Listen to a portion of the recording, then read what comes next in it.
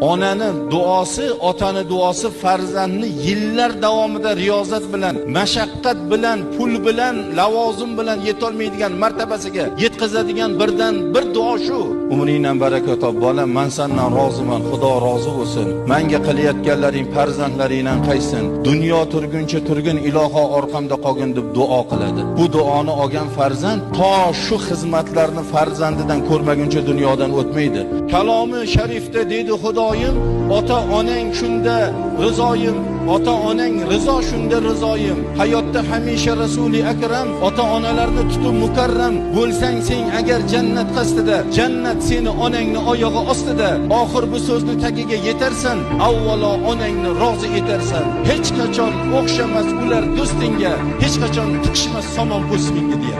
Lavozimda yurganimizda pullarimiz ko'p paytda qancha do'stlar bor edi. Qani endi